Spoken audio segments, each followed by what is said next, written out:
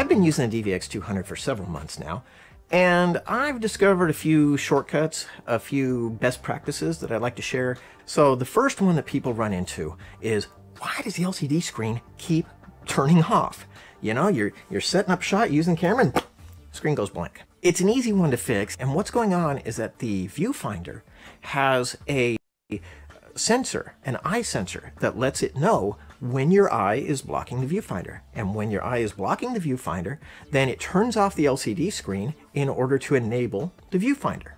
It has to keep the viewfinder panel turned off because it would be extremely sensitive to stray light, maybe direct sunlight could be damaging to it. So it keeps the viewfinder off as much as it can unless something's blocking it. Well, that something might be something as simple as you're using the camera and, oh, your shoulder's here.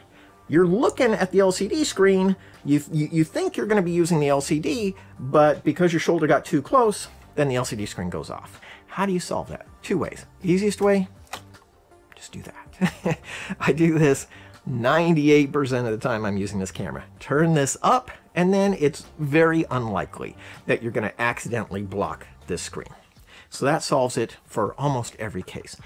The other way to do it is to go in the output setup and actually disable the viewfinder. So you can go into the output setup menu and choose the LCD EVF output and set it on LCD only. And if you do that, then the viewfinder will never be used.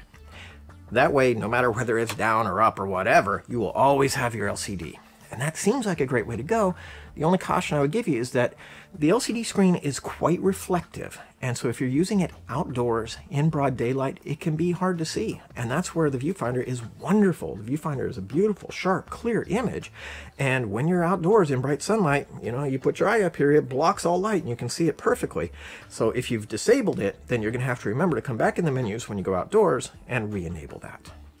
Another one that you may run into is a case of, you know, where you're adjusting the exposure, you're adjusting the iris, or you're moving the gain or whatever, and the image isn't changing brightness. It's like it's in automatic exposure, except it's not. You know, you have the iris in manual. Well, it could still be in auto exposure if the automatic shutter is engaged. And how do you know the automatic shutter is engaged or not engaged?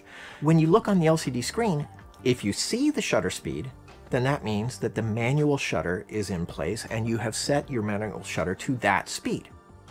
If you don't see a shutter speed displayed, that means it's in automatic shutter and you have no idea what the shutter may be. You know, it could be a slow shutter, it could be a fast shutter, we have no idea. So my advice, always have that shutter speed displayed. And if you don't see the shutter, then come over here to the shutter button, press that button, and that will bring up the shutter speed. So that's a way that you can avoid being in automatic shutter. Another one that can, especially brand new users, if you're not familiar with all the buttons here and you've got your eyeball behind the viewfinder and you're reaching for something, it's very possible you may press one of these user buttons instead of, you know, the neutral density filter or whatever it was that you were reaching for. Well, one of those user buttons is automatic white balance. So if you press that button, not necessarily intending to, but you know, you're just reaching for a button there and you hit the wrong one. If you hit automatic white balance, then yeah, you could end up in automatic white balance when you didn't intend to. So my advice, until you know the camera intimately and you know what the buttons feel like, take ATW off of that user button. Go into the user SW menu and see which buttons, functions are assigned to which buttons. And if there's any of those that you don't want to have happen accidentally, change those functions. You can inhibit the user button entirely. It will mean that when you press that button, absolutely nothing happens, or you can put a more useful function on there, whatever. But if you find yourself ending up in automatic white balance when you didn't mean to, that's probably what happened. And I would recommend not having a function like that on one of the user buttons until you're more familiar with the camera. Here's another tip. The camera has two memory card slots, and you can use either SDHC or SDXC cards in those slots. You may have a lot of SDHC cards around. They will work, but I recommend using SDXC all the time. There's nothing wrong with the SDHC. It's just that SDXC, it's going to make your life easier when it comes to the editing room. Here's why. SDHC cards have a inherent file size limit on them. They can only make a file as large as 4 gigabytes. SDXC cards, as implemented in this camera, can record as much as 48 gigabytes per file. So let's say you do a long recording in 200 megabit mode, where you're getting 1 minute basically for every 2 gigabytes. Well, that means every 2 minutes on an SDHC card, the camera's going to close out that file and make a new file. Every 2 minutes, you're going to have a new piece of a file. On SDXC, it'll go a full 24 minutes before it has to close the file and create a new one. So when you get to the editing suite, let's say if you've made one 24-minute recording, you might have 12 files on your SDHC card that you have to piece by piece onto your timeline from the memory card, drag each one up and line them all up. Whereas if you'd used SDXC, you'll have one file, drag it, and drop it. So just make your life a little bit easier, use SDXC whenever you can. When it comes to monitoring, the HDMI port can output a full UHD 60p signal. It's an HDMI 2.0 port. If you have a monitor that is capable of receiving that, yeah, you can monitor in full UHD, and that's great, that's wonderful. But the camera's processing power is limited to the point where, while it can record that or display it out the output port, it can't do both simultaneously. So you can see it on the viewfinder and you can be recording it, but when it comes time to output it while recording, it has to drop down to HD.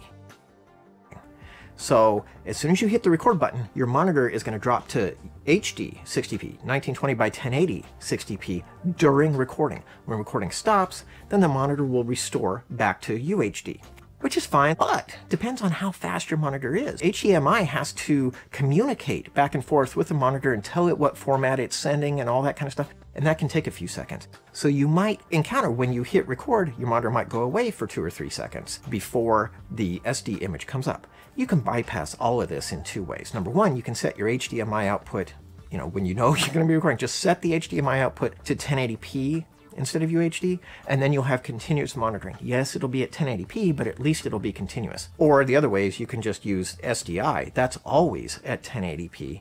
If you need to monitor in UHD, you're just going to have to be aware that if you're recording internally and monitoring externally, it is going to drop out for a few seconds while the monitoring changes. And the last tip I'm going to share, which really probably should have been the first tip, I've done a number of demonstrations on the camera, and I remember this when I first got the camera. I see people press the LCD and nothing happens. And they press it again and nothing happens. The LCD screen works fine, but it's not like a phone. It needs a little bit of pressure. It needs a little bit of time. You have to slow down your presses. So when you press and hold for a second, press it deeper. You can't just flick it. It doesn't respond to a very light touch. It doesn't respond to electrical capacitance. It doesn't know that a finger was there. You need to put pressure on it in order to get it to respond, which can actually be a bonus, because if you're using gloves, it doesn't need electrical capacitance. It just uses pressure. So even with gloves on, you can still trigger the menus. So my tip on the menus, slow down, press deeper, and you'll have a lot more success in navigating the menu system. Hope you found this helpful. Hope I've helped jumpstart your learning process on the DVX200. You want more information or more tips and tricks? See the other videos in this series, and be sure to download your copy of the DVX200 book. It's a free download from Panasonic's website. Thanks for watching. Panasonic.